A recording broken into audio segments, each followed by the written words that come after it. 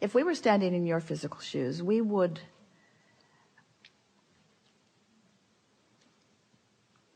decide to be lazy. We're reaching for the perfect word. We would decide to be lazy for a little while, because in your giving yourself permission to be lazy, you're giving yourself permission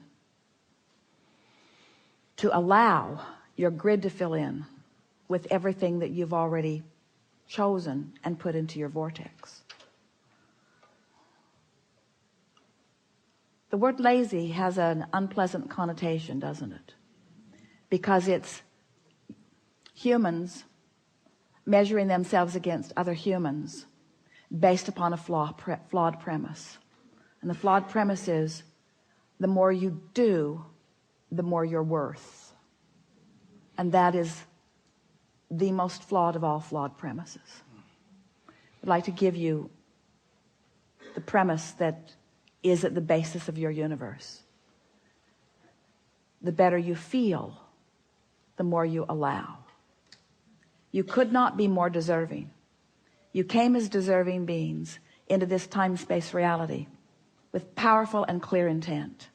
You've been mixing it up with others and defining what's important, not only to you personally, but important to you on behalf of others.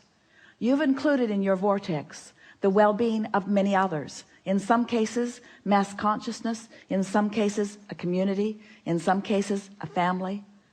But you've included in your vortex a desire for the well-being of far more than your personal self.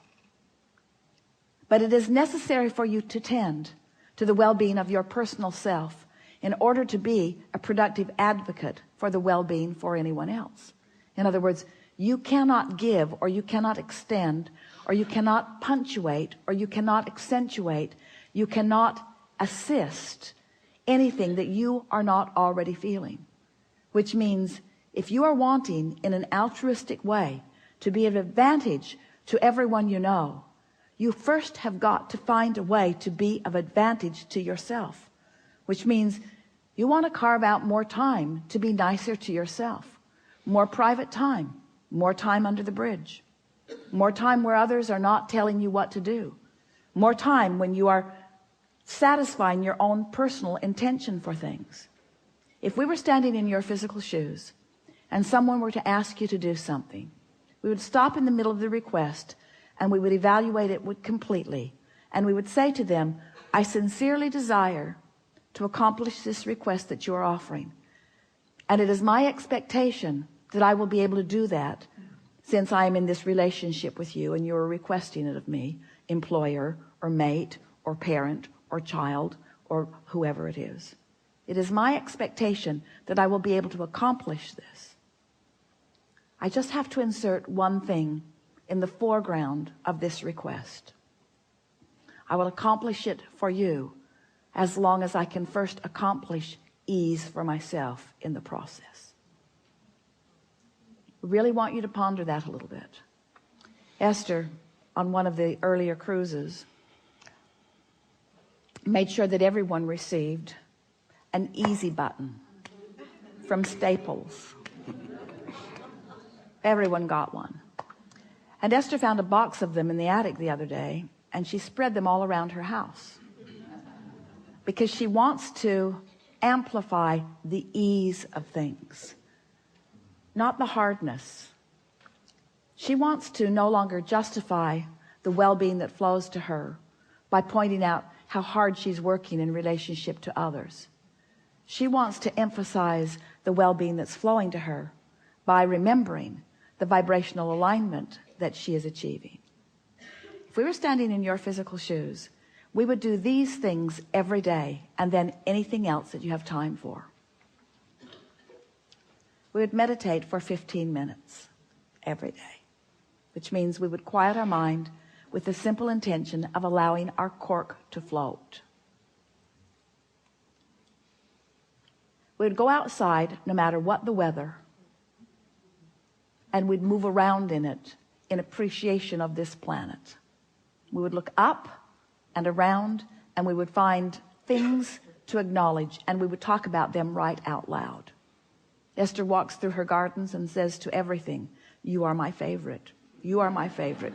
You are my favorite. You are my favorite. You are my favorite stone on the pathway. You are my favorite bird in the tree. You are my favorite flower in bloom. You are my favorite flower not in bloom. You are my favorite tree. You are my favorite bush. You are my favorite frog. You are my favorite frog. You kept me awake all night, but you are still my favorite frog. In other words,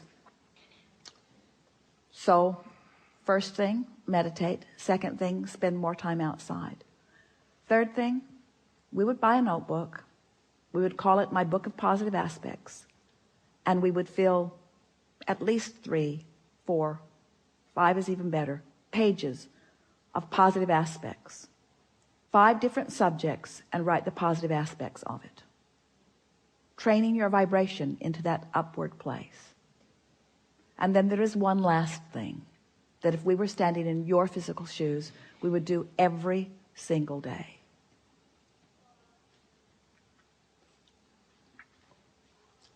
We would look upward and outward.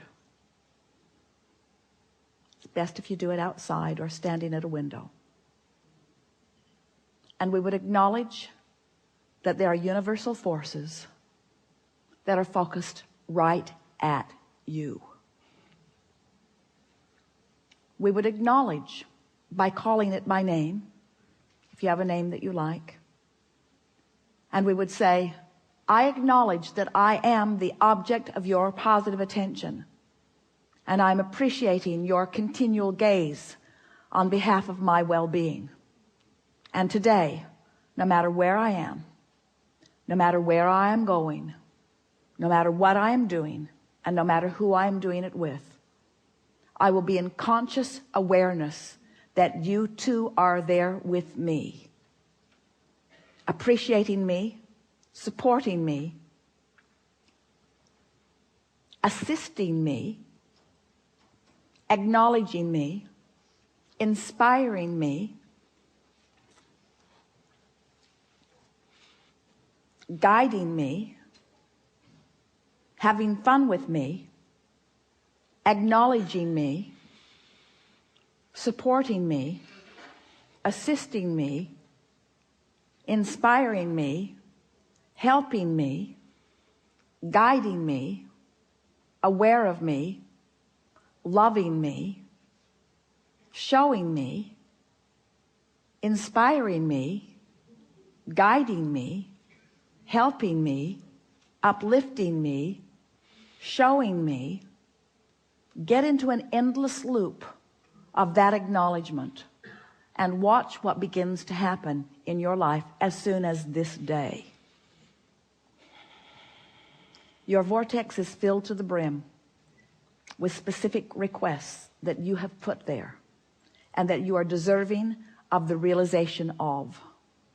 And it's time for those realizations to be flooding into your experience at a rate that will astonish those who surround you. It's time for you to remember what you've put there and to bring it forward active into your today experience.